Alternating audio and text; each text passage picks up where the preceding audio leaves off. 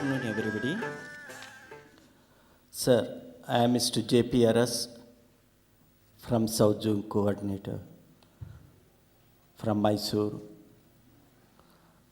Bailkupa chapter, that is in South, biggest camp in our India, the Bailkupa chapter ITFS weekends. Dear friends, for the past 2 days, all the Inside Tibet support group at the fourth conference, due to the wonderful here, had a wonderful, informative interaction with all help of Tibetan cause to a great extent.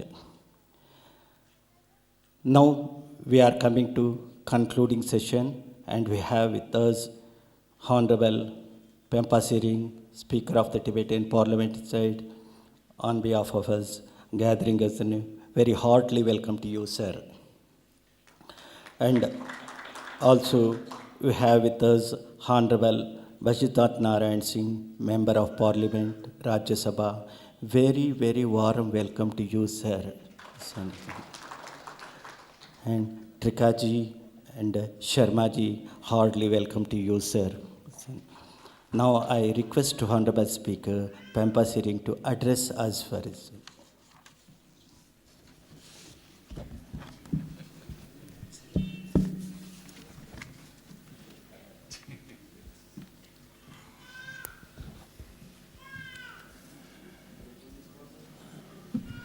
On behalf of the Tibetan Parliament and also on my personal behalf, it's my honor and privilege to extend a warm welcome to you and greetings from the Tibetan people.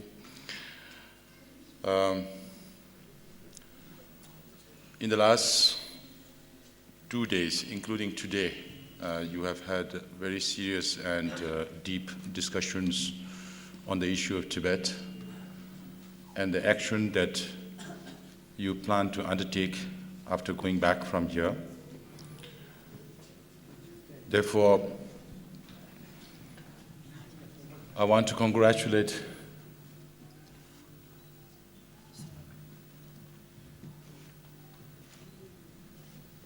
the core group for Indian cause and also the Department of Information and International Relations for facilitating this conference. I'm sure you have reached some valuable conclusions, and after going back,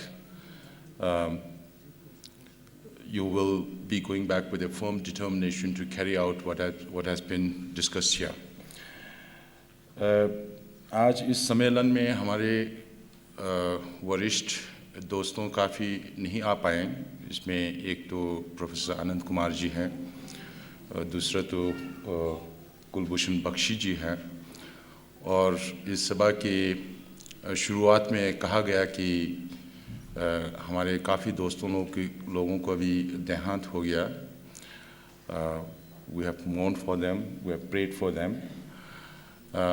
Therefore, I take this opportunity to thank all our friends who have not been able to join this conference and whom we know for a very long time. In fact, the dignitaries on the dais, Bashish Narayan Singh ji is a very old friend. I personally worked with him for many years in Delhi. And on his right side is Satyaprakash Malviya ji, who has been a former minister. And after I arrived in Delhi as director of the Tibetan Parliamentary and Policy Research Center, we have also worked closely with Malviya ji and Dr. Trikha ji and Vijay Kranti ji and Professor Anand Kumar ji, Kulbhushan Bakshi ji. We have been meeting since 2002 about the formation of the core group and how these should function. So they have all been working for a very, very long time. J.P. Sharma ji was given the responsibility of forming a lawyers group for Tibet. अभी तक पता नहीं आपने form किया कि नहीं. चलो. And today's concluding session, Devraj Urs is the master of ceremonies, and he comes from the same place that I was born in Bailkupi. So just like him, you all have come from different places, very far away, different parts of India. As His Holiness said at the inaugural session, if not anything else, you might have got some respite from the hot weather in the Indian plains. Since this is a concluding session, it doesn't leave much for discussion, of course, it's time to think about how you need to carry out these actions. I do have a few suggestions, which are concrete suggestions which Tibet support groups in different parts of India can undertake. One is that without having to form a big number like demonstrations and all that, if you all in your respective states can reach out to the elected representatives, whether it's a member of parliament or MLA, jo bhi ho, if you can spare some time every month and approach different members of parliament, update them on information inside Tibet and what we expect them to do, I think that will be a very concrete action which will enable elected representatives to act on your behalf for Tibet in the Indian Parliament and also outside the Indian Parliament. That is one thing I wanted to mention here. And for that, of course, the India-Tibet Coordination Office based in Delhi should play a very active role under the guidance of Department of Information and International Relations and the Kashak. That is something I wanted to share with you on what concrete action you can take. The second one, I'm sure you must have discussed, or it must have come to your notice during the deliberations, is that something that the cabinet, Kalan Chiba, Dr. Lobsang Singh and his cabinet colleagues are here, we have agreed that the Tibetan Parliament will lead an event that will last for a few months all over India, in Europe, and in North America, in a program that is called as the Flame of Truth. And there will be an announcement later by the committee that was formed by the Tibetan Parliament of 5 members who will, through a press conference, make the dates and details of the programs available to you at the earliest possible. And for that, this Flame of Truth will travel to different cities of India, to different Tibetan settlements all around India, so that Tibetan people and Indian supporters and activists, everybody can join in this effort. And the component of this activity will involve a signature campaign, public meetings, press conferences, petitioning the governments at various levels. So I seek your kind cooperation whenever and wherever the Flame of Truth travels. The responsibility at the local level will definitely lie with the settlement officers with whom you already had a discussion today, and this needs to be carried through jointly by the settlement officers and the Tibet support groups and Tibetan communities all around India to Europe and in North America. Then one possible program that the Kashak can think about and where Tibet support groups in India can play an important role would perhaps be maybe start a new program, as it was mentioned during the inaugural session, that we should involve as many college-going and university students as possible all over India. So therefore, if we could start a program, maybe something in the line of Indian students meeting with Nobel laureates, or something like that, that will go on for 6, 7, 8 years, depending on how much connection we can make with the Nobel laureate, starting with His Holiness. If we can invite 2-3 students from each of these major universities, engineering colleges, technology colleges, bring them up to Dharamsala, meet with His Holiness, maybe invite another Nobel laureate also to speak to them, make an annual program for a representative of Indian students in different colleges and universities to come to Dharamsala, understand the Tibetan issue.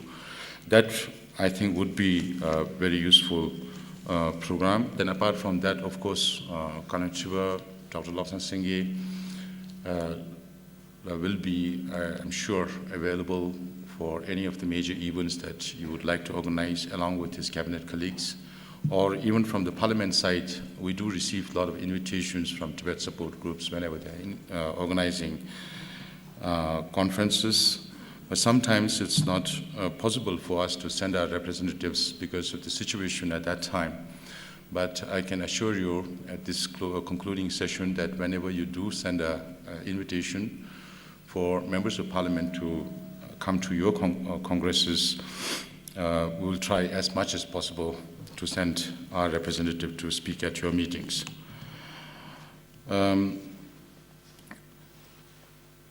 Of course, you know that we have all-party Indian Parliamentary Forum for Tibet in India.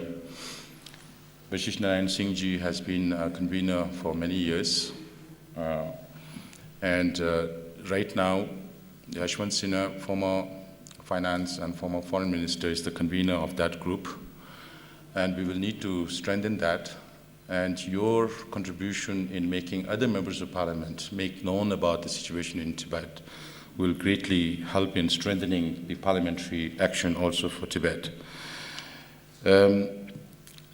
Just wanted to mention at this concluding session that the word Tibetan government in exile and prime minister in exile has been used quite a number of times at this conference.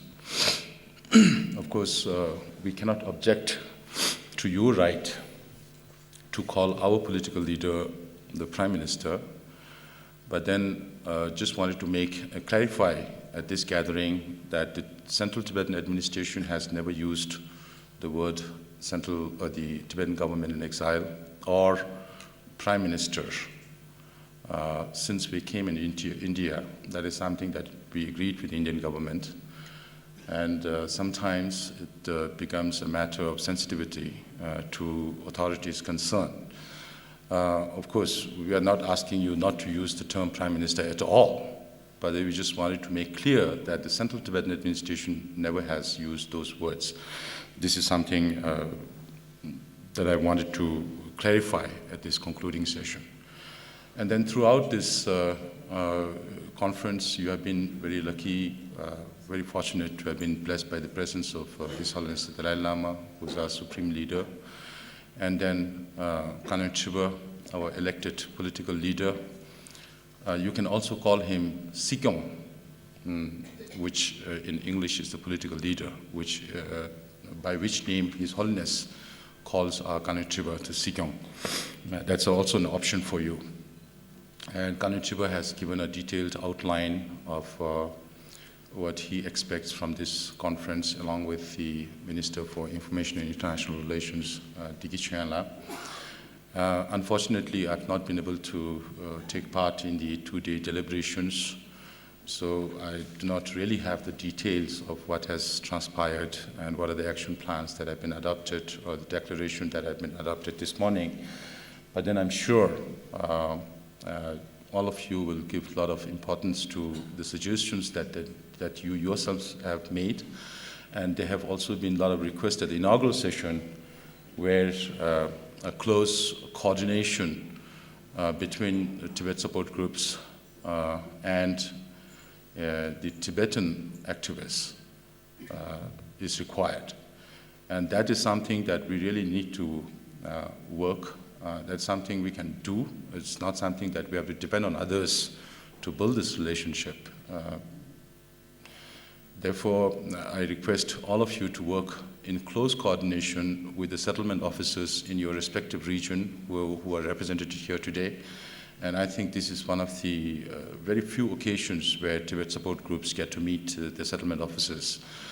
I expect that after this meeting, there would be a more close coordination between our Indian supporters and Tibetans at various levels. And in conclusion, of course, I speak very little Hindi since I was born in Karnataka. Both Kannada Tiber and we are trying our best to speak as much Hindi as possible. Of course, we can do it with our usual eating and talking ordinary Hindi language, but beyond that, it's very difficult. Next time, I'm sure we can prepare a speech in Hindi if it's happening in North India, but it's really difficult to speak also. Even if I do try to speak in Hindi here, it will not be possible for सबके समझ में नहीं आएंगे, इसलिए अंग्रेजी में अपने वाक्य को यहाँ रखा। तो आप लोग इसके ऊपर आप लोगों ने पिछले 3 दिन में विस्तार से डिस्कशन किया है, तो जो भी अभी निर्णय लिया है उसके ऊपर चलना बहुत ज़रूरी है। हिज हॉलीनेस ने भी कहा, इंद्रेश कुमार जी ने भी कहा उस दिन, and there has also been a suggestion to turn Tibet support groups into Tibet support and action group. I don't know whether any step has been taken in that regard. So lastly, in Kannada, I can say Tumba thanks. Tumba thanks. In Tamil, somebody from Pondicherry also, I lived there for 11 years. Yeah, so Rumba Nantringe. Trip Dharamsala Waringe. So as much as possible, we will, from the parliament side, of course, your strong partner is the cabinet, and under that the Department of Information and International Relations, within which the relationship between the Tibet support groups and the Tibetans come into fore. But from parliament side, also I assure you that at whatever extent and whatever level that we can and we need to cooperate, because we also have to work with Indian members of parliament. There have been suggestions from Bashish Narayan Singh, who is also lovingly known as Dada, that they would like to invite our Kannada Tiber or the speaker to speak to the Bihar legislative members. Those efforts, I think, need to be made, and there will still be a little more suggestions, few more suggestions from Dada also at this concluding session. Even though it is not in the action plan, I'm sure there'll be many more points that you could consider for action. तो आप सबको बहुत बहुत धन्यवाद। 3 दिन के लिए यहाँ आप लोगों को असुविधा बहुत पहुँचे होंगे, उन सब के लिए क्षमा मांगता हूँ। और फिर आप सब वापस जाके जो भी यहाँ तय किया है उनको उपलब्धि देने के लिए प्रयास करेंगे, ये हमारा विश्वास है। इसी शब्दों से जय तिब्बत, जय भारत और जय जगत। Thank you.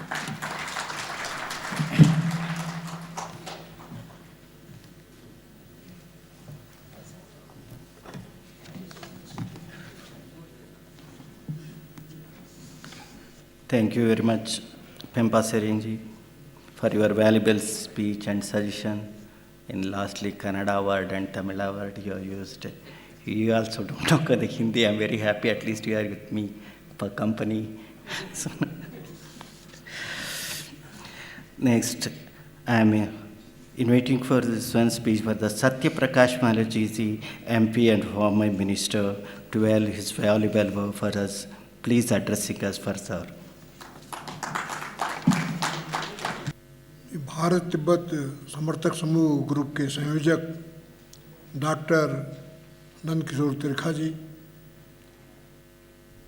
Vashishtha Babu, Tampa Tsering ji, Shri JP Sharma, Shri Vijay Kranti ji और यहाँ पर उपस्थित इस सम्मेलन में सभी तिब्बत समर्थक साथियों, पिछले 3 दिनों से यह सम्मेलन यहाँ पर चल रहा है और इस सम्मेलन में बहुत ही कहना चाहूँगा आकर्षक और विविधतापूर्वक विचार विमर्श हुआ और कुछ निर्णय भी लिए गए हैं जिनके बारे में आपको जानकारी भी दी गई है। तिब्बत की जो समस्या है इससे आप सब भली भांति अवगत है, लेकिन सारा प्रश्न ये है कि इस समस्या का समाधान कैसे हो। इस बात में कोई विवाद नहीं है कि तिब्बत स्वयं में एक स्वतंत्र मुल्क था, स्वतंत्र देश था, और 1949 में चीन की सरकार ने वहाँ पर कब्जा कर लिया और वो कब्जा आज तक वहाँ पर चला आ रहा है। और यह समस्या एक विभत्स रूप में हमारे सामने है। वहाँ मानव अधिकारों का हनन हो रहा है। एक आम आदमी के जीवन में जो स्वतंत्रता है उसका वहाँ पर हनन हो रहा है और बिना मुकदमा चलाए लोगों को जेलों में जाला डाल दिया जाता है। वहाँ पर लोगों को कष्ट किया जा रहा है और इसके बाद भी जो अंतर्राष्ट्रीय जगत है उनके कुछ देश आवाज़ भी उठाते हैं, लेकिन इस समस्या का समाधान निकट भविष्य में हल होता दिखाई नहीं पड़ रहा है। इस बात को मैं इसलिए कह रहा हूँ कि सन 1959 में परम पावन दलाई लामा अपने सहयोगियों के साथ भारत में आए और उस समय के तत्कालीन प्रधानमंत्री ने भी लोकसभा में इस बात को कहा था कि किसी भी देश की समस्या का समाधान वहाँ की जो जनता है उसकी राय को लेकर के ही किया जा सकता है, लेकिन बात आज वहाँ पर हो नहीं रही है। 60 लाख तिब्बती लोग हैं और उसमें कितने लाखों लोग तो अब इतने हैं जो भारत में रह रहे हैं और उसमें से कितने ऐसे हैं जिनका जन्म भी भारत में हुआ और उन्होंने आज तक अपनी मातृभूमि का दर्शन नहीं किया है, अपनी मातृभूमि में वो गए नहीं। मैं कम से कम इस बात से ज़रूर आश्वस्त हूँ कि जो सहयोग मिल रहा है भारत का या अन्य देश के लोगों का, इस सहयोग के चलते अब वह दिन दूर नहीं है जब तिब्बत के लोग अपने देश वापस जाएंगे और वहाँ जा कर के आज़ादी की सांस लेंगे। यहाँ पर परसों मैं पूर्व राजदूत श्री ललित मान सिंह को सुन रहा था, वो ध्यान से। सरकारें आती हैं, सरकारें जाती हैं, लेकिन यह एक कटु सत्य है कि तिब्बत के संबंध में जो भारत की नीति है इसमें आज तक कोई बदलाव नहीं हुआ है, इसमें कोई परिवर्तन नहीं हुआ है। कांग्रेस पार्टी की सरकार बहुत दिन रही, जनता पार्टी की सरकार रही, भारतीय जनता पार्टी की सरकार थी, बीच में कुछ और सरकारें भी आई, जनता दल की सरकार भी आई, लेकिन तिब्बत के संबंध में जो भारत सरकार की नीति है उसमें कोई परिवर्तन नहीं हुआ है।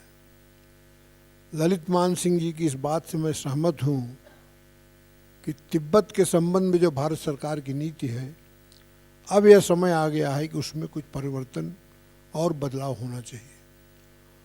और इस बात से मैं इसलिए सहमत हूँ कि आज के तिब्बत में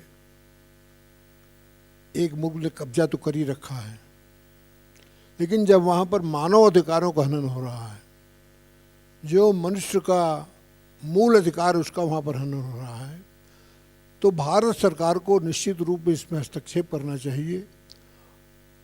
यह बार बार इस बात को दोहराना कि तिब्बत का मसला जो है वह चीन का एक आंतरिक मसला है और इसलिए भारत सरकार को इसमें हस्तक्षेप नहीं करना चाहिए।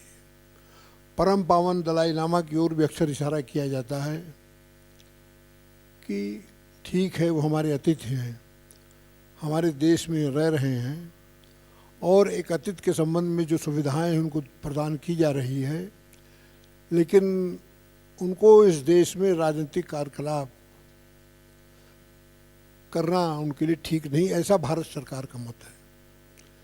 लेकिन पूर्व के इतिहास में आप जाइए, मैं उदाहरण लेना चाहता हूँ बांग्लादेश का। कुछ मतभेद हो सकता है, उस संबंध में कुछ विवाद हो सकता है, लेकिन 1971 में भी जब बांग्लादेश का मसला हमारे सामने आया तो आखिर बांग्लादेश भी तो एक दूसरे मुल्क में था, भारत सरकार ने हस्तक्षेप किया। वहाँ पर भी एक दूसरा मुल्क जो हमसे अलग हुआ था, वो लोग वहाँ पर जाति कर रहे थे। एक चुनी हुई सरकार के राष्ट्रपति की हत्या भी कर दी गई थी, लेकिन भारत सरकार ने हस्तक्षेप किया इस आधार पर कि वहाँ पर मानव अधिकारों का हनन हो रहा है। एक आम आदमी को ज़िंदगी जीने के लिए जो मूलभूत आवश्यकता होती है, जो मूलभूत ज़रूरतें होती हैं, वहाँ लोगों को उपलब्ध नहीं है। तो कम से कम मानव अधिकारों का चीन में और तिब्बत के हिस्से में हनन हो रहा है, इस विषय को लेकर के निश्चित रूप में भारत सरकार को हस्तक्षेप करना चाहिए। और मेरी अपनी राय है कि इस संबंध में जो भारत सरकार की नीति है, उसमें अब यह समय आ गया है कि उसमें बदलाव करना चाहिए। अक्सर मैं सोचता हूँ कि आखिर भारत भी तो एक ज़माने में गुलाम था। हम आज़ाद नहीं थे, हम स्वतंत्र नहीं थे। न केवल ब्रिटिशर्स ने यहाँ पर कब्जा कर रखा था, कुछ हिस्से में फ्रेंच ने भी कब्जा कर रखा था, कुछ हिस्से में पुर्तगाल ने भी कब्जा कर रखा था, लेकिन हम कम से कम रहे तो रहे थे अपने देश में ना। 90 से 95% तक भारतीय गुलाम तो थे, भारत गुलाम था, लेकिन कम से कम हम अपने देश में रह रहे थे, अपनी मातृभूमि की ज़मीन पर रह रहे थे। तो तिब्बत और भारत के संबंध में मैं ये अंतर देखता हूँ कि तिब्बत से कितने लोग आकर के भारत में या विश्व के अन्य हिस्से में बसे हुए हैं और वो अपने देश में जा नहीं पा रहे हैं। हम उनका समर्थन कर रहे हैं, अन्य लोग भी उनका समर्थन कर रहे हैं, लेकिन इस संबंध में मैं फिर इस बात को दोहराऊंगा कि भारत सरकार को पुनः विचार करना चाहिए। आखिर चीन की हिम्मत कैसे पड़ती है कि भारत का प्रधानमंत्री अपने देश के एक हिस्से में ही जाते हैं और बिना मांगे चीन सलाह देता है कि भारत सरकार के प्रधानमंत्री को वहाँ पर जाना चाहिए या वहाँ पर जाना नहीं चाहिए। तो इन बदले हुए परिवेश में आज पुनः विचार करने की आवश्यकता है। आखिर तिब्बत भी मानव समाज के अंग हैं, उनको आज़ादी मिलना चाहिए। आज़ादी के केरल में उनको सांस लेने का अधिकार मिलना चाहिए। और मैं फिर इस बात को दोहराता हूँ कि दुनिया आशावान है और वह दिन अब दूर नहीं है जबकि तिब्बत आज़ाद होगा, तिब्बत के लोग आज़ाद होंगे और जो लोग तिब्बत के बाहर अन्य देशों में रह रहे हैं निश्चित रूप में अपने देश में जाकर के आज़ादी की सांस लेंगे। इस आशा और विश्वास के साथ मैं फिर भारत सरकार से आग्रह करता हूँ कि बदले हुए परिवेश में उनको अपनी जो विदेश नीति कहिए या तिब्बत के संबंध में जो नीति हो उसमें विचार करके, विचार विमर्श करके गंभीरता से उसमें बदलाव करना चाहिए। जय भारत, जय तिब्बत, जय जगत।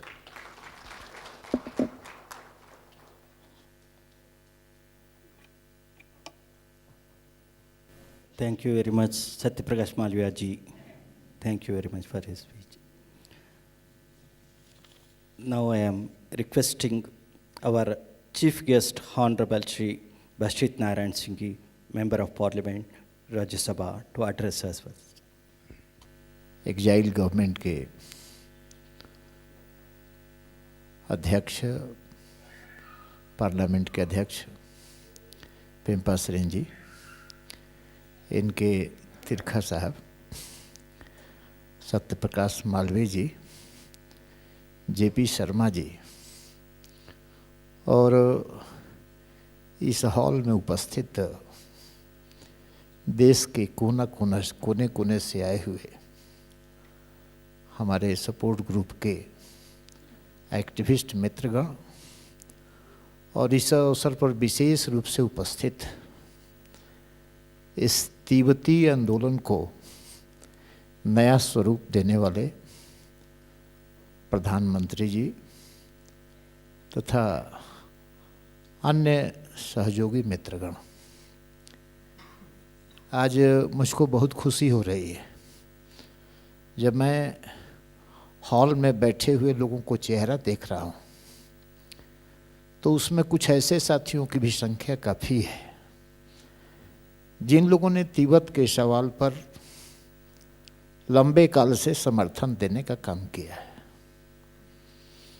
चाहे वो लिटरेचर के माध्यम से हो, चाहे प्रदर्शन के माध्यम से हो, चाहे संवाद के माध्यम से हो, चाहे फोटोग्राफी के माध्यम से हो। सामने विजय क्रांति दिखाई पड़ रहे हैं और निरंतर उन लोगों ने समर्थन किया है। लेकिन किसी भी लड़ाई में एक फेज ऐसा भी आता है कि कुछ नए चेहरों को भी शामिल करने की ज़रूरत पड़ती है। चूँकि लड़ाई में 2 फेज होते हैं और जिसको चूँकि हम लोग जेपी मूवमेंट से आए हैं, लड़ाई में विराम की स्थिति जब कभी भी हो जाती है तो आंदोलन के बिखराव का खतरा आता है।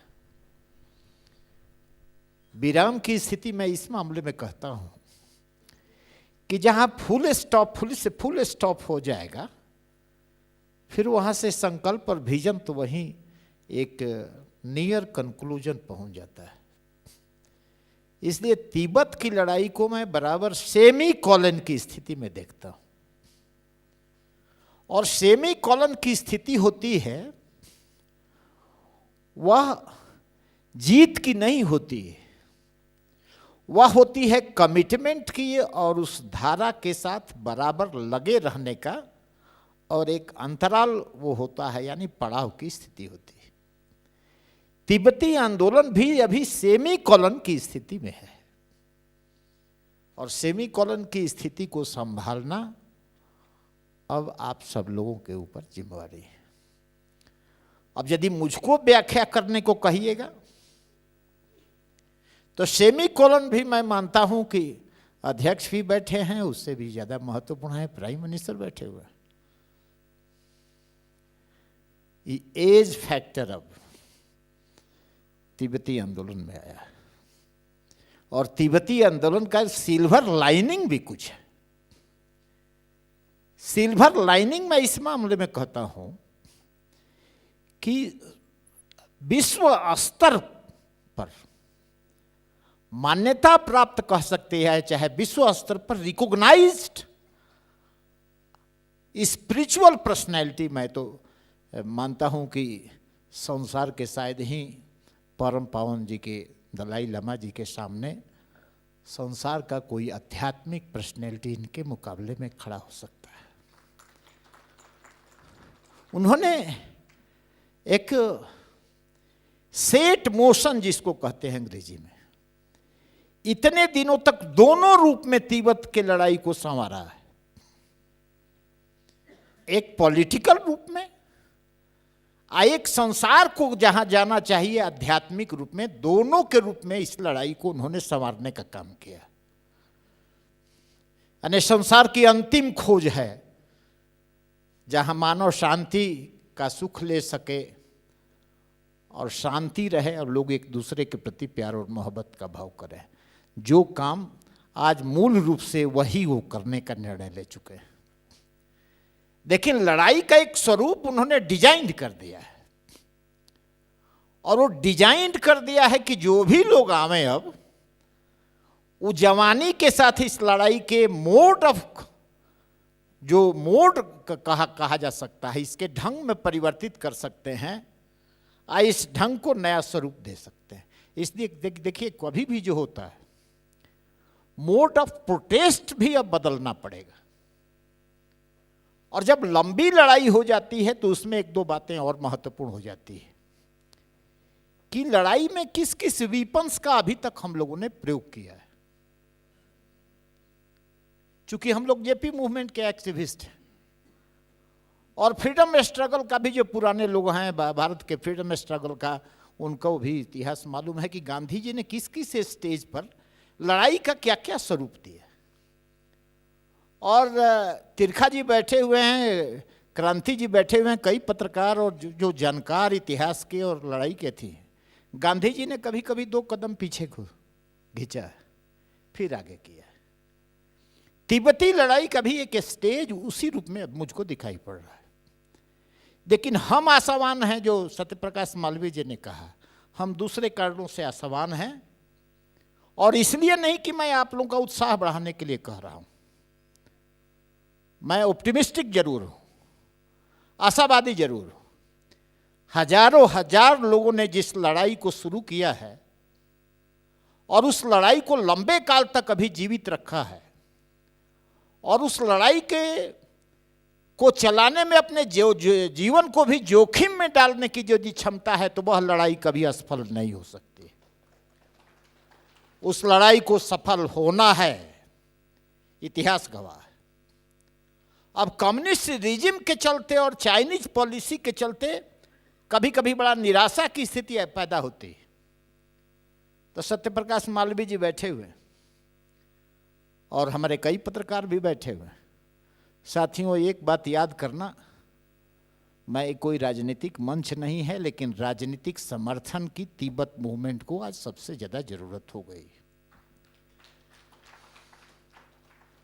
लोहिया जी ने कहा था कि जब निराशा का भी क्षण आ जाए, जब डिस्परेशन हो जाए आपके बीच में, जब लगता है कि कोई अब क्या संज्ञा शून्य आदमी होता जा रहा है, तो उन्होंने कहा कि निराशा के कर्तव्य करते रहो, आशावादी क्षण, और कोई न कोई निराशा के कर्तव्य करते करते कोई न कोई अच्छा सॉल्यूशन दिखाई पड़ेगा।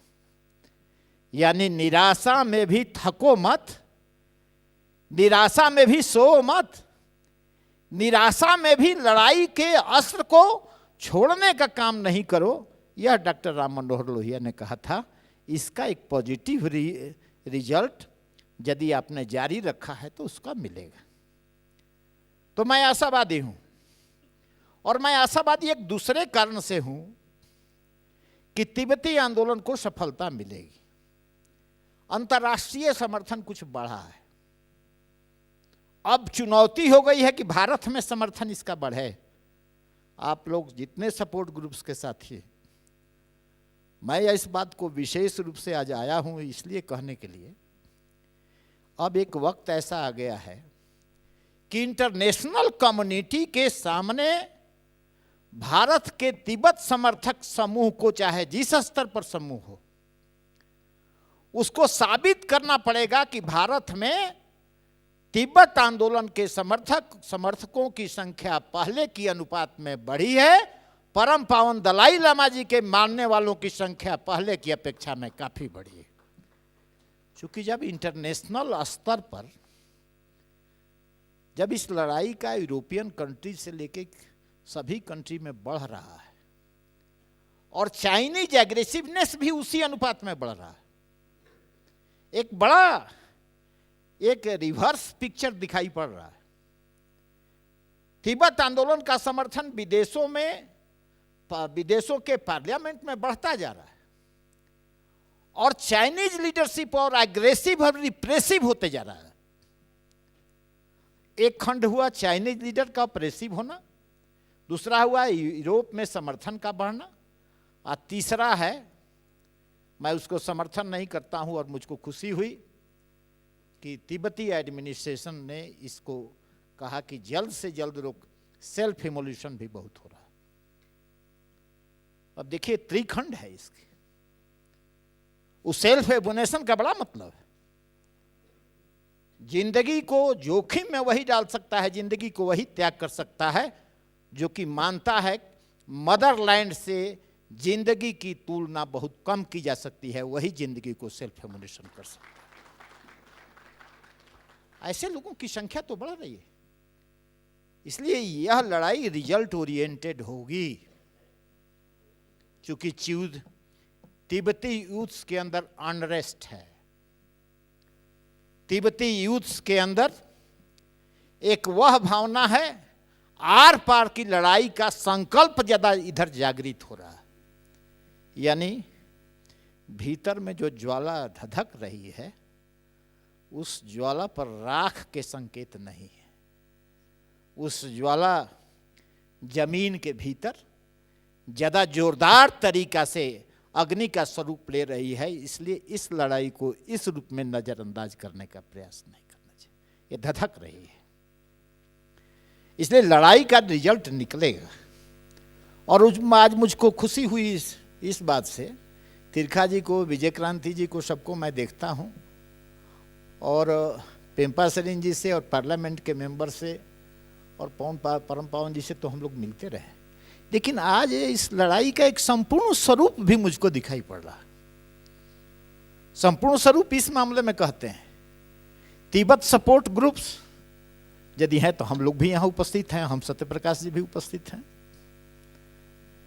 तिब्बत निर्वासित सरकार का प्रतिनिधित्व भी यहाँ उपस्थित है। तो इसलिए मैं मानता हूं कि इस लड़ाई में कम बेसी की संख्या में लड़ाई के जो भी कोण अभी भारत में स्थापित हुए हैं, उस सभी के लोग यहाँ उपस्थित हैं। तो इस लड़ाई को आगे बढ़ाने के लिए कुछ सुझाव हैं, और जिसको कुछ बातें तो पेम्पा सरीन जी ने कहा है, उससे मेरी सहमति है। जैसे मैं आप लोगों से आग्रह करता हूं कि इसमें कई साथी ऐसे हैं जो कि अपने स्थानीय स्तर पर बहुत प्रभावशाली हैं, और यदि अपने प्रभाव का उपयोग करें तो वहां के सांसदों को पकड़ करके इस लड़ाई को दिल्ली में और उस क्षेत्र में बढ़ाने के लिए आग्रह करने का काम करें, उनका समर्थन लेने का काम करें, और कहें, जैसे हमारे बिहार के कई साथी बैठे हुए, यदि ये जगह जगह के हमारे कई साथी प्रभावशाली हैं, यदि एमपी के पास जाएंगे तो यदि न चाहने के वक्त का भी मन हो तो चेहरा देखकर चाहने की प्रवृत्ति हो। कभी कभी ऐसा होता है कि बात समझने में आनाकानी करने के बाद जब बात समझ में आती है तो कमिटमेंट उसके साथ लागू हो जाता है। इसलिए इसको परिचित कराने का एक अभियान, और जो भी सपोर्ट ग्रुप्स के लोग हैं वो पार्लियामेंट के मेंबर का अपने स्थानीय स्तर पर एक सपोर्ट करवाना चाहिए। अब उनके पास एक मेमोरेंडम, ऐसा पत्र होना चाहिए जो कि उनको दे दें, या उनसे समर्थन का हस्ताक्षर प्राप्त कर लें। क्योंकि मैं कह रहा हूं कि जब इस देश में सपोर्ट को नया स्वरूप दिखाई पड़ना चाहिए तो इसका जरूरत है। और कई बात तो सपोर्ट ग्रुप के रिजोल्यूशन में मैं देख रहा हूं कि आया 10 पॉइंट्स आपने किया है। और दूसरा है, मैं पेम्पा सरीन जी से बात कर रहा था तो मैंने एक सुझाव दिया जिस पर इनकी भी सहमति कम से कम थी। हमने कहा कि आज तक तिब्बत सपोर्ट ग्रुप, तिब्बत समर्थक जो संसदीय ग्रुप है, उसके जितने लोगों ने अभी तक बैठकों में भाग लिया, चाहे वो एक्स एमपी हो गए हो चाहे वर्तमान एमपी हो, उनका सूची तैयार करके उनको दिल्ली में साल में एक बार या नहीं तो कम से कम अभी एक बार उनको जरूर बुलाना चाहिए। जितने एक्स एमपी की महत्ता कम होती है क्या? हम तो अभी एक्स एमपी थे, अभी वर्तमान एमपी बने, तो भूमिका तो थी उतनी ही। इनका जो कॉन्फ्रेंस होता था उसमें भी मैं आता था उसी रूप में। तो ये तो एक है, ऑफिस की एक महत्व होता है, इसको कोई इनकार नहीं कर सकता। लेकिन मैंने सुझाव दिया है, उसमें मेरी मदद भी पूरी हो, और जैसे भी कहेंगे हम सजोगे। जितने एक्स मेंबर ऑफ पार्लियामेंट आज जितने वर्तमान मेंबर हैं पार्लियामेंट के, जिन्होंने 2 बार या 3 बार बैठक में तिब्बत के सवाल पर भाग लिया है, उन लोगों को एक बार दिल्ली में आयोजित करना चाहिए। और हम समझते हैं कि इसकी संख्या 100 से ऊपर होगी। हम मेमोरी के आधार पर कह सकते हैं कि इसकी संख्या 100 से ऊपर होगी। तो एक काम हो सकता है। दूसरा का, अभी थे जो चेंजेज हुआ है, अब यंग भी हैं, स्मार्ट भी हैं, अंग्रेजी वाले भी हैं, और हिंदी सीखने का प्रयास भी कर रहे हैं प्राइम मिनिस्टर। अब इतना कॉम्बिनेशन एक साथ कहां नई लड़ाई में होता है। इनको अधिक से अधिक 2 इनके रूप हो सकते हैं, 2 तरह से इनका उपयोग कर सकता है। एक तो राजनैतिक स्तर पर, दूसरा भी राजनैतिक ही होगा, लेकिन उसका रूप थोड़ा सा प्रकारांतर कह सकते हैं, उसका रूप थोड़ा सा शेप दूसरा होगा, वो होगा एकेडमिक लाइन पर। क्योंकि देखिए विश्वविद्यालयों से एक्टिविस्ट निकलते हैं, विश्वविद्यालयों से संघर्ष का नया स्वरूप भी पैदा होता है। हम लोग तो उसी के स्वरूप अभी के रूप में समाज के सामने खड़े हैं। तो वैसे जगहों पर इनका प्रोग्राम आयोजित होना चाहिए, जो कई जगह तो वाइस चांसलर प्रेजाइड करें। यदि वाइस चांसलर प्रेजाइड नहीं भी करें तो कोई रिनाउंड टीचर इनके मीटिंग को प्रेजाइड करे। और यदि ये जाते हैं, मान लीजिए बिहार ऐसा, उत्तर प्रदेश के इलाका में हम लोग को भी बुलाया जाएगा तो वहां बैठे रह सकते हैं, सुन सकते हैं, ग्रेस उस ओकेजन को और ठीक ठाक करने के। तो इनका उपयोग भी किस रूप में, इसके बाद अब एक स्वरूप इनके एक्टिविटीज का हो सकता है। लंबे काल तक पेम्पा सिंह जी यहाँ बैठी हैं, होम मिनिस्टर भी, इन लोगों को हम देखा है। और हम तो एक बात से तिब्बत की जीवन शैली को मानता हूं कि विश्व जहां जाना चाहता है, पृथ्वी पर साक्षात एक जीवन शैली तिब्बत की है, जिसको अंतिम गोल के रूप में मानवता जाना चाहता है, जिसमें अभी झगड़ा नहीं होता है, जिसमें खून खराबा नहीं होता है, जिसमें कोई एग्जिस्टेंस की प्रवृत्ति अभी है, जिसमें सहजीवन के आधार पर जिंदगी जीने की आदत हो, जो बंधुत्व और भाईचारा के आधार पर समाज को संचालित कर रहा हो, जहां फौज का महत्व नहीं हो, जहां प्रेम और करुणा और दया का महत्व। ऐसा कम्युनिटी तो एक ही है जो तिब्बती कम्युनिटी अभी पृथ्वी पर है। इसके अस्तित्व को बचाए रखने के लिए भारत के एक एक नौजवान को आगे बढ़ना चाहिए। और मैं दूसरे तरीका से, परम पावन दलाई लामा जी तो भारत को अपना गुरु भाई भी कह देते हैं। एक दूसरे कारण से भी मैं कहता हूं, दो चीज अभी परम पावन जी के, दलाई लामा जी के व्यक्तित्व में है, जो अभी अंतर्राष्ट्रीय स्तर पर किसी भी व्यक्ति के अंदर में या वह पर्सनैलिटी जो इंटरनेशनली नोन है नहीं दिखाई पड़ता। वह गांधी और बुद्ध को एक साथ समेट कर चलने वाला कोई व्यक्ति इस पृथ्वी पर बचा हुआ है तो वह है परम पावन दलाई लामा जी। गांधी और बुद्ध दोनों साथ में। परम पावन महात्मा बुद्ध के तो टीचिंग्स, उस पर तो मैं, आधिकारिक लोग तो यहीं बैठे हुए हैं, लेकिन गांधी और जयप्रकाश के दर्शन में एक ही था जिसको परम पावन जी अभी सिंबलाइज कर रहे हैं संसार में। रोटी ही मनुष्य के लिए सब कुछ नहीं है, रोटी के ऊपर भी है, और रोटी के ऊपर और साम्राज्यवादी मनोवृत्ति का शिकार चाइना आज इस बात को नहीं मान रहा है, लेकिन कल मानना पड़ेगा। रोटी के ऊपर भी मानवीय जीवन, संवेदना और मनुष्य के मस्तिष्क का और साथ साथ शांति का कोई स्थान हो सकता है। मनुष्य आज वही जीना चाहता है, वही जाना चाहता है। इसको दलाई लामा जी संजो के रखे हुए, इसी की वकालत कर रहे हैं। तुम भी जियो, हमको भी जीने दो, तुम्हारे जीवन में हम भी दखलंदाजी नहीं दें, हमारे काम में, हमारे पद्धति में, हमारे संस्कृति में, हमारे जीवन पद्धति में, हमारे साहित्य में, हमारे पौराणिक व्यवस्था में भी तुम भी दखल देने का काम नहीं करो। यही तिब्बत आंदोलन है और इसी आधार पर चल रहा है। तो मैंने कार्यक्रम के स्तर पर यह कहा कि एक एक्स MP, वर्तमान MP, एक विदेश में तो उस पर बात हुई थी, वहाँ पर ओटावा में भी मैंने कहा था, जा भी रहे हैं कि जो दलाई लामा जी ने छोड़ दिया, मार्गदर्शन करके छोड़ दिया, और एक वर्तमान तिब्बती कम्युनिटी और इस देश के समर्थकों को एक तरह से बड़ी जिम्मेवारी दे दिया है कि इतने दिनों तक हमारे ऊपर बोझ जो आप लोगों ने दिया था उसको बखूबी ढोया, विरासत संभालो और ठीक से संभालने का प्रयास करो। यही परम पावन दलाई लामा जी ने ये सिंहासन सौंप करके इस काम को करने का काम किया था। इसलिए चुनौती बड़ी, और इस चुनौती में आप हम सारे साथियों को सम्मिलित होकर के इसमें नए ढंग से जोड़ देना चाहिए।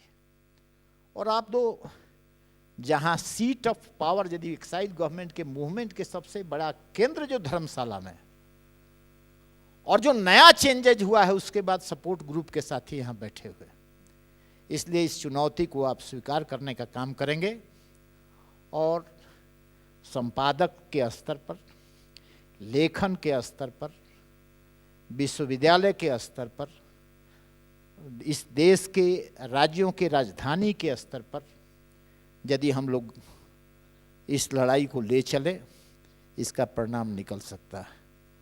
लेकिन साथियों, हम लोगों की जिम्मेवारी बड़ी है कि मानवता का सबसे बड़ा पुजारी यदि आज भारत में निवास करता है, उस मानवता के रक्षक के समर्थन और सहयोग में भली भांति और पुरजोर तरीका से आज खड़ा हो जाने की जरूरत है।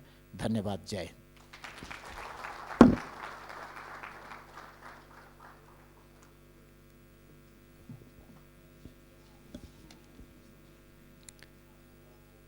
Thank you very much, Bashit Narayan ji. Your speech has given very strength to our Tibetan support group. Now I am requesting Dr. N.K. Tika, National Convener, Core Group of Tibetan Caste, to summing up of session. मैं संबोधन में समय ना लगा करके सीधे कहना चाहूँगा। सबसे पहले तो ये कि माननीय वशिष्ठ नारायण जी का ये जो उद्बोधन है वो हमारे लिए इतना उत्प्रेरक है कि आज से ही जो है वो हम उस राह पर चल पड़ेंगे जिसका आह्वान उन्होंने किया है। वशिष्ठ नारायण जी ने कई सुझाव इस प्रकार के दिए हैं जिनके विषय में हम कहेंगे कि उन पर पूरी निष्ठा के साथ और पूरी तत्परता के साथ त्वरित रूप से अमल किया जाएगा। एक सुझाव उनका बहुत ही उत्तम है, वो ये कि जितने पूर्व सांसद हैं, जो आज के सांसद हैं वो तो हैं ही, लेकिन पूर्व के सांसद भी जितने हैं उन सब से भी हम मिल कर के और उन सब का भी जो है वो एक सम्मेलन करें, उनकी बैठक करें, उनके साथ जो है वो तिब्बत, क्योंकि वो सारे के सारे तिब्बत के प्रश्न पर प्रतिबद्ध हैं। उनको केवल उनकी प्रतिबद्धता को स्मरण कराने की आवश्यकता है और मैं समझता हूँ जब ये किया जाएगा तो इसका बहुत अच्छा प्रभाव होगा।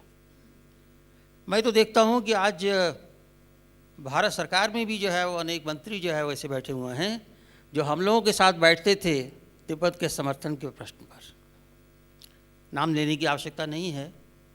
और इसी तरह से विपक्ष में जो है वो लोग हैं, कई लोग हैं जो निजी रूप से बात करने से बहुत खुल करके जो है वो कहते हैं जो आप लोग कर रहे हैं जो बहुत आवश्यक है, देश के लिए आवश्यक है, मानवता के लिए आवश्यक तो है ही, और तिब्बत जो है वो जब तक आज़ाद नहीं होगा तब तक जो है वो हमारे लिए संकट बना रहेगा और इसलिए आप लोग ये कार्य करते रहे, हम आपके पीछे हैं, लेकिन हम शायद ऐसी परिस्थितियों में हैं कि सामने नहीं आ पाएंगे। तो ये कार्य जो है वो किया जाएगा। इसी प्रकार से अनेक अन्य जो है वो सुझाव माननीय वशिष्ठ नारायण जी ने दिए। पेम्बा सेरिंग जी ने, उनका तो इतना लंबा व्यावहारिक अनुभव है, उन्होंने भी जो है वो इस बात पर बल दिया है कि जो सांसद हैं, और वो जिम्मेदारी हम लोगों की है, विशेष रूप से उनकी जो विभिन्न स्थानों से आए हैं, कि अपने अपने क्षेत्र के सांसदों को तिब्बत के प्रश्न पर जो है वो एक संसूचित किया जाए, उनको शिक्षित किया जाए, उनको जानकारी दी जाए, उनको प्रेरित किया जाए। और उनको, मैं समझता हूँ बहुत लोग हैं जिनकी जानकारी नहीं है और लेकिन एक बार जानकारी हो जाए तो खड़े होने को तैयार रहते हैं। मेरा एक अनुरोध है वशिष्ठ नारायण जी से, हमने पहले भी अनुभव किया है कि जब इसके विषय में चर्चा की गई, अनुरोध किया गया, तो संसद में जो है वो तिब्बत का प्रश्न उठा है, लेकिन वो कभी कभार उठता है, मुझे लगता है कि उसके विषय में कुछ एक योजनाबद्ध रूप से इस बात को उठाया जाना चाहिए। बहुत सारी चर्चाएं होती हैं, उन चर्चाओं में अनेक प्रकार से जो है वो तिब्बत का प्रश्न उठाया जा सकता है, क्योंकि मानवता का प्रश्न है, मानव अधिकारों की जहाँ जहाँ हनन होता है। हर रोज़ जो है वो कश्मीर की बात कहीं उठ जाती है, कहीं कहीं की बात उठती है, सीरिया की बात रोज़ उठेगी, सारे जो है वो पश्चिम एशिया में जो कुछ हुआ वो सबका स्वागत है, वो बातें तो उठती हैं, लेकिन तिब्बत की बात क्यों ना उठे। मैं समझता हूँ कि ये बातें उठ सकती हैं, कुछ जो है वो हमको करने की आवश्यकता है एक योजनाबद्ध तरीके से, और इसके लिए शायद हमारा जो संसदीय ग्रुप है वो और अधिक, हम ये नहीं कहते कि वो स्वयं जो है वो सक्रिय हो, लेकिन उसको जो है थोड़ा सा बल जो है पीछे से मिलेगा तो उसका प्रतिफल अवश्य जो है वो मिलेगा। पेम्बासेरी जी के लिए और कई सुझाव जो उन्होंने दिए उसके लिए हम बहुत बहुत उनके आभारी हैं। माननीय सत्यप्रकाश मालवीय जी ने जो इतने समय से इस आंदोलन के साथ जुड़े ही नहीं हैं, उसके अगुवा रहे हैं, अग्रणी जो है वो नेतृत्व उन्होंने प्रदान किया है। उन्होंने जो भारत सरकार से जो है वो ये बात बार बार अनुरोध जो है किया है कि आपको अपनी ये नीति तिब्बत के प्रश्न पर, विशेष रूप से मानवता के प्रश्न पर, मानव अधिकारों के हनन के प्रश्न पर जो है वो बदलनी होगी, और मैं समझता हूँ कि आवाज़ वहाँ तक ज़रूर पहुँचेगी। इसके लिए हम बहुत बहुत आभारी हैं सत्यप्रकाश मालवीय जी के। वो हमारे अपने ही हैं, बल्कि सारे ही जो है वो अपने हैं, अपने बीच के हैं। अभी ये बात जो है वो कई बार जो है वो उठाई गई कि हम इस जो सम्मेलन की सबसे बड़ी उपलब्धि है, मैं समझता हूँ ये है कि यहाँ हमने तिब्बत समर्थक भारतीय ग्रुपों के बीच में तिब्बत के लोगों द्वारा जो कार्य किया जा तिब्बत के लोगों द्वारा जो कार्य किया जा रहा है, तिब्बती जो संस्थान हैं उसके साथ और अधिक निकट सहयोग स्थापित करने का प्रयास इस समय हुआ है, और मैं तिब्बती प्रशासन को इसके लिए बधाई और धन्यवाद और आभार व्यक्त करना चाहता हूँ कि उन्होंने पहली बार अपने सब सेटलमेंट ऑफिसर्स को यहाँ बुला करके और हमारे साथ जो है उनके साथ संपर्क स्थापित कराया, और हमें ये अब एक नया आयाम जो है वो प्रदान हुआ है इस आयोजन को, इस आंदोलन को, कि वो हमारे साथ सहयोग करेंगे, हम उनके संपर्क में रहेंगे तो ये मूवमेंट जो है वो और तेज़ी से आगे बढ़ेगी। इसके लिए मैं बधाई देना चाहता हूँ डोलमा ग्यारी जी को, जो गृह मंत्री के रूप में इस कार्य को देखते हैं, लेकिन सारी बधाइयों के पात्र तो जो सर्वोच्च हैं, सर्वप्रमुख हैं सरकार में, वो हैं, और वो हैं हमारे अति प्रिय, मैं कहूँ, अभी पेम्बासेरिंग जी ने कहा कि हम तो कालन कृपा कहते हैं, मैं कहता हूँ निर्वासित तिब्बती सरकार के प्रधानमंत्री। मैंने उनसे अनुमति नहीं ली है, लेकिन बिना अनुमति के मैं आपको आश्वासन देता हूँ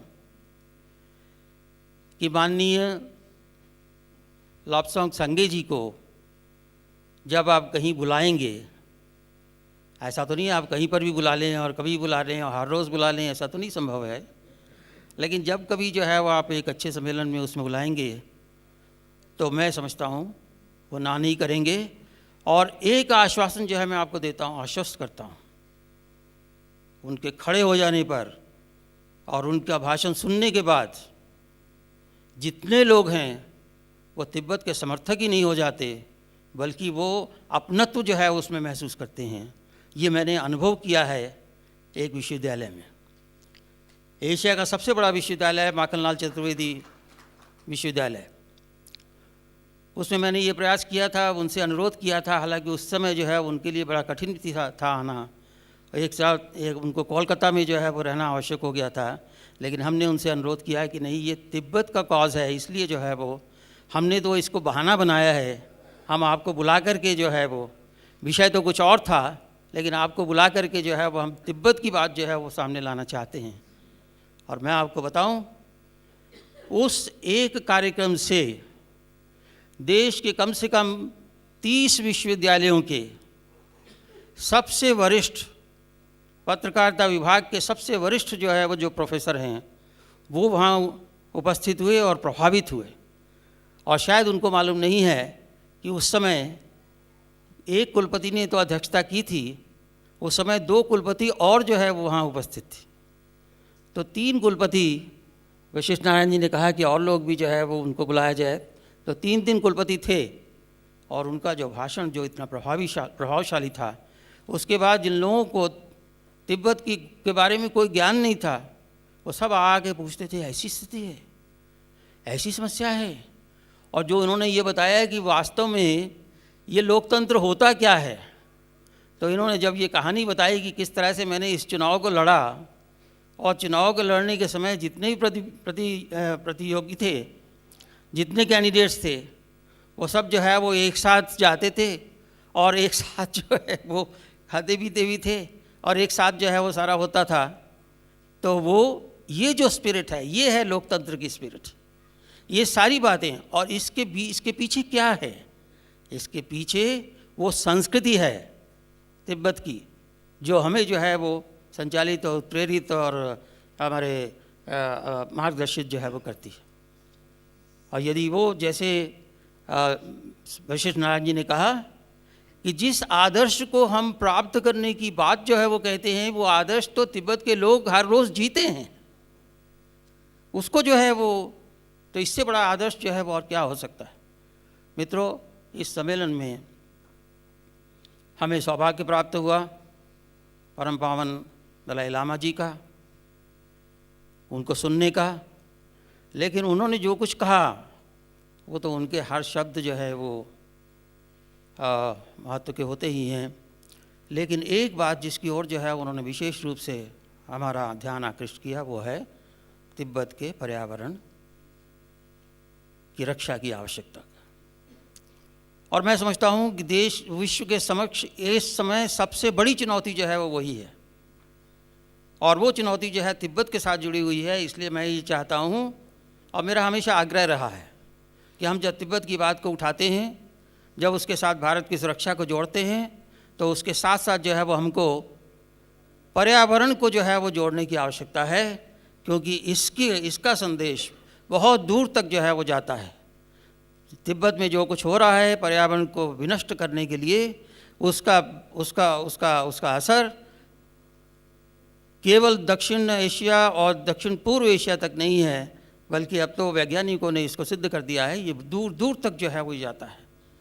और उसमें आंकड़े जो है वो बताए भी गए थे यहाँ पर, उसमें जाने की आवश्यकता नहीं है।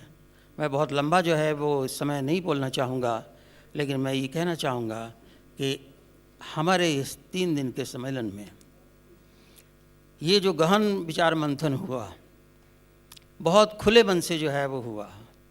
लोगों ने हर प्रकार से जो है वो बड़ी मृदुता के साथ, बड़ी विनम्रता के साथ और बड़े तीखेपन के साथ मन की पीड़ा को जो है वो व्यक्त करते हुए अपने जो विचार व्यक्त किए, उनमें से जो है वो जो मंथन करके जो है उसमें जो निकला है वो इस रूप में आज आपने स्वीकार किया है। मैं समझता हूँ कि ये एक बहुत बड़ी चुनौती है जो हमने अपने लिए निर्धारित की है। ये एक बड़ा कठिन जो है वो मार्ग है जो हमने चुना है, और लेकिन इसके साथ मैं समझता हूँ हमारा उतना ही दृढ़ संकल्प भी है कि इस मार्ग पर चल करके और जिस उद्देश्य को हम प्राप्त करना चाहते हैं उसको अवश्य जो है प्राप्त करेंगे। हमने यहाँ निर्णय किया कि हम इस बात के कैंपेन करेंगे कि परम पावन दलाई लामा जी को भारत रत्न से सम्मानित किया जाए। ये सम्मान भारत का सम्मान होगा और इसके लिए हम लोग जो है प्रयास करेंगे। माननीय वशिष्ठ नारायण जी यहाँ हैं, हमने इसमें ये भी जो है वो फैसला किया कि हम ये प्रयास करेंगे कि संसद की विदेश मामलों की जो समिति है उसमें कालोन त्रिपा को इनवाइट किया जाए और वहाँ जो है विदेश मामलों की समिति के समक्ष कम से कम तिब्बत का प्रश्न सीधे तिब्बत के सर्वोच्च जो पदाधिकारी हैं उनके मुंह से जो है उनको सुनने को मिले, जानकारी जो है वो हो। इसी तरह से हमने ये प्रयास किया, ये इसमें निर्णय किया है कि जैसा दलाई लामा जी ने पर्यावरण के विषय में जो है वो कहा कि हम एक बड़े पैमाने पर अंतर्राष्ट्रीय स्तर पर पर्यावरण की समस्या को लेकर के एक संगोष्ठी का आयोजन करेंगे और इसमें हमारा प्रयास होगा कि राइपेरियन स्टेट्स जो हैं, डाउन स्ट्रीम स्टेट्स जो हैं, कम से कम 10 स्टेट्स, 10 राज्य ऐसे हैं, 10 देश ऐसे हैं जो उसको प्रभावित कर रहे हैं, जहाँ से तिब्बत से वो नदियाँ जो निकलती हैं और उसका जो असर होता है नीचे के देशों के ऊपर, उनको आमंत्रित करें और साथ साथ कुछ बड़ी शक्तियों के प्रतिनिधियों को भी जो है वो उसमें बुलाएं, और ताकि ये पर्यावरण के विनाश का जो एक भयावह संदेश है ये सारे विश्व में जो है वो पहुँचे और लोगों में जो है इसके विषय में एक मन में एक पीड़ा, चिंता, ये जो है ये भाव जो है वो पैदा हो और कुछ करने के लिए जो है वो लोग उद्यत हों। इसके लिए जो है वो हम प्रयास करेंगे। टेम्पल सेरिंग जी ने जो है वो एक बात संकेतों में कही कि किसी बड़े जो है वो इसकी आवश्यकता है कि लोगों को पता चले कि सचमुच जो है वो तिब्बत के समर्थन में कितने लोग जो हैं वो खड़े हैं। तो उसके लिए हमने इसमें जो है वो एक आपने तय किया है कि फरवरी 2013 में आप एक massive demonstration, massive rally Delhi में करेंगे और उसके लिए आज से ही तैयारी करने की आवश्यकता होगी, जिसमें सब लोग जो हैं वो जितने सपोर्ट ग्रुप्स के लोग हैं, जितने ग्रुप्स हैं, वो सारे के सारे उसमें भाग लेंगे। मैं बहुत अधिक जो है वो न कह करके मैं ये कहना चाहता हूँ कि ये जो सम्मेलन हुआ जिसमें आपने भाग लिया, इसके लिए जो है वो आपको बहुत बहुत बधाई। मैं विशेष रूप से जो है वो आभारी हूँ तिब्बत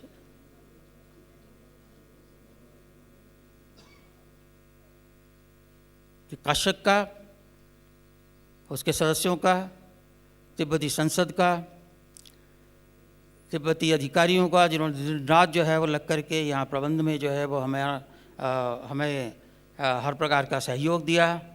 यहाँ मैं बहुत ज़्यादा जो है वो ना कह करके ये कहना चाहूँगा कि जितने जो है वो तिब्बत के लोग हैं उन्होंने दिन रात लग करके जो है वो इसको सफल बनाने का प्रयास किया। इसके लिए हम बहुत बहुत जो है उनके आभारी हैं और सबसे ज़्यादा आभारी आपके हैं कि आपने 3 दिन तक बड़े धैर्य के साथ इस सम्मेलन को सफल बनाने में योगदान किया। बहुत बहुत धन्यवाद। Thank you very much, Dr. N.K. Trikaji ji.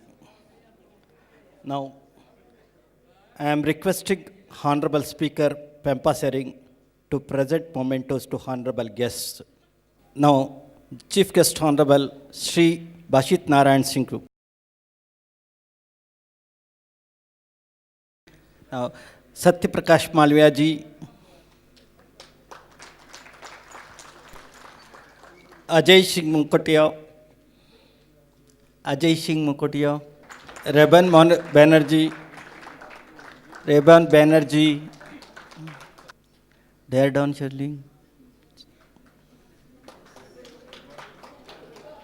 Sering Chandu,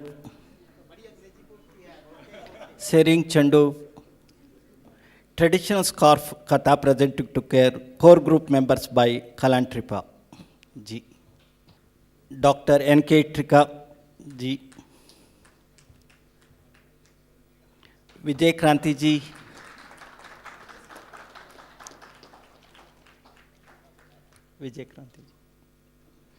Lama Chopsun Jopto, Surendra Kumar ji, J.P. Sharma, Arvind Nicholson, J.P. Aras.